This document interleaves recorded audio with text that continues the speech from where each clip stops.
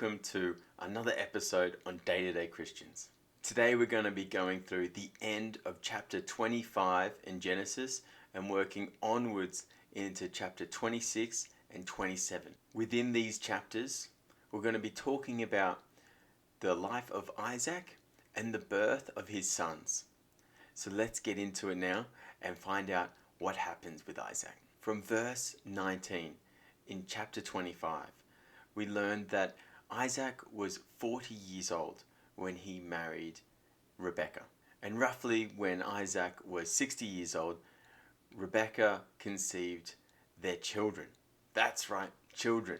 Rebekah ended up conceiving a set of twins. The firstborn son out of the twins was named Esau, and the younger brother was named Jacob. It actually says also within this text that God speaks to Rebekah and tells her that she actually has two nations within her womb, and that they shall be divided, and one shall be stronger than the other, and the older brother will serve the younger brother. At the end of chapter 25, we have a short story where Esau actually gets kind of tricked into giving away his birthright from being the firstborn son. And the story goes that Jacob was inside cooking, and then Esau came in and he was exhausted and obviously really hungry and asked Jacob to give him some food. But Jacob was kind of clever here. He actually demands that Esau sells and gives him his birthright. Now Jacob will inherit all of the firstborn son's possessions and authority and everything. And Esau actually does it. He swears to Jacob in order to have here some lentil stew and bread. I mean, this is crazy to think now. I mean, Abraham, Isaac, this is a very wealthy family, a very wealthy people. And Esau was next in line. He had the birthright, the firstborn son, and yet he was tricked into giving away his inheritance pretty much. Now at the start of chapter 26, we have God making a covenant with Isaac, the same kind of covenant that he had made to his father Abraham.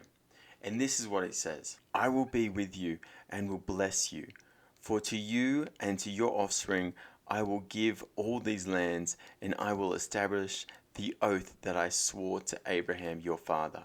I will multiply your offspring as the stars of heaven, and will give to your offspring all these lands. And in your offspring all the nations of the earth shall be blessed, because Abraham obeyed my voice and kept my charge, my commandments, my statutes, and my laws. So there we have God recommitting all of his blessings onto Isaac.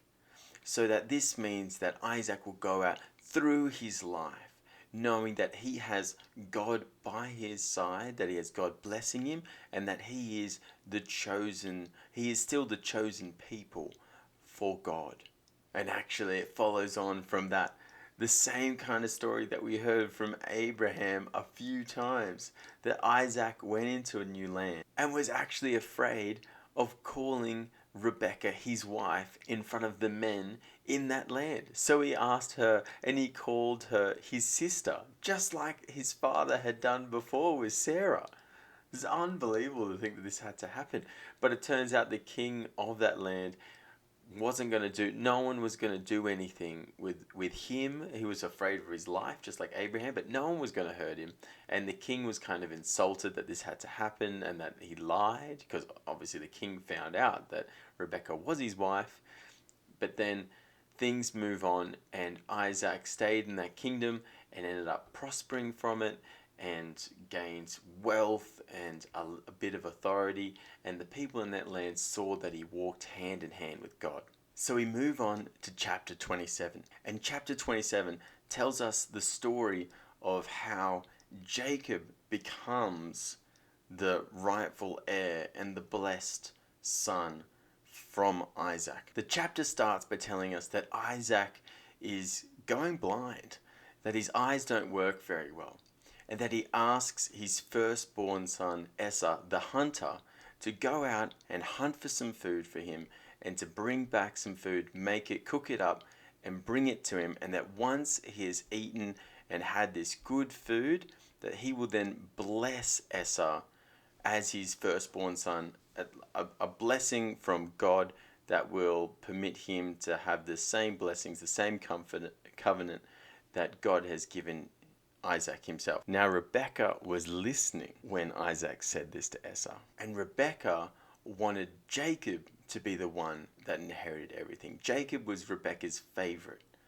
And so after hearing this, she kind of orders Jacob, her favorite son, the younger brother, pick 2 goats so that Rebekah could cook them up and that Jacob could come back in and hand the food to his father Isaac and then claim the blessing of the firstborn son to himself, to enable him to completely take all the responsibility of the household onto himself. Jacob was worried that he wasn't going to get away with it because him and his brother looked different and sounded different.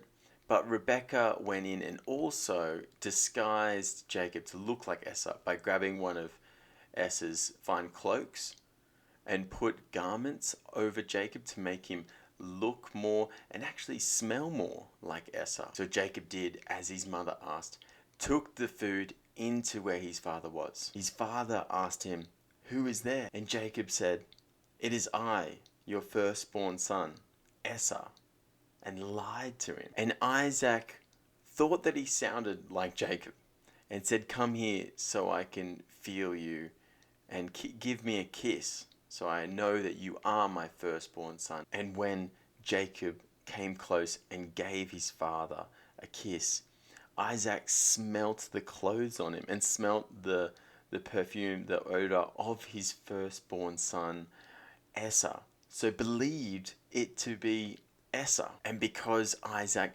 believed it so much to be his firstborn son, he then goes ahead and gives Jacob the blessing of the firstborn son. And this is what it says. "See, the smell of my son is as the smell of a field that the Lord has blessed. May God give you the dew of heaven and of the fatness of the earth and plenty of grain and wine. Let peoples serve you and nations bow down to you. Be Lord over your brothers. May your mother's sons bow down to you. Cursed be everyone who curses you, and blessed be everyone who blesses you." And the story doesn't stop there. For as soon as the blessing had been finished and Jacob had left the room, Esau actually came in himself with food ready to give to his father and ready to receive his rightful firstborn blessing from his father. Isaac asked him, "Who are you?" Esau, of course, saying, "It's me, father, your firstborn son, Esau." And then Isaac goes on to say that whoever it was that tricked me and that I gave the blessing to is now blessed.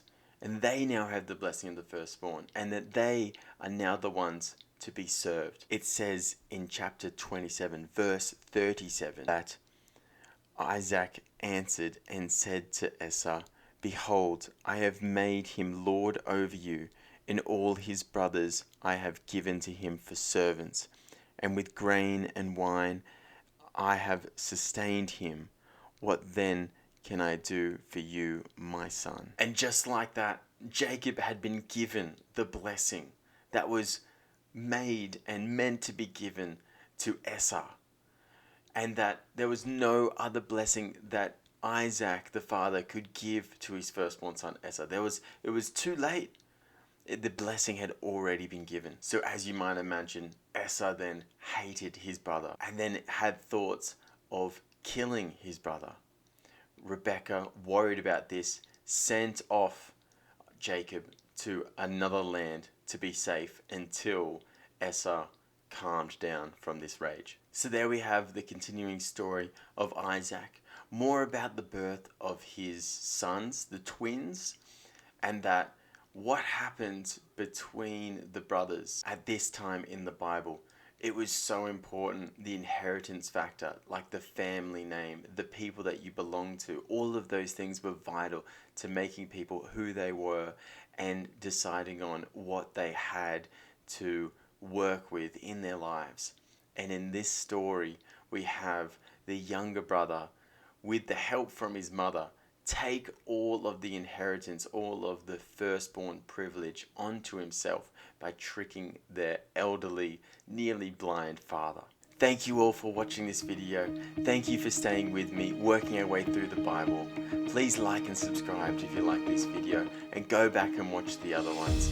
And I'll see you very soon in the next one. God bless you.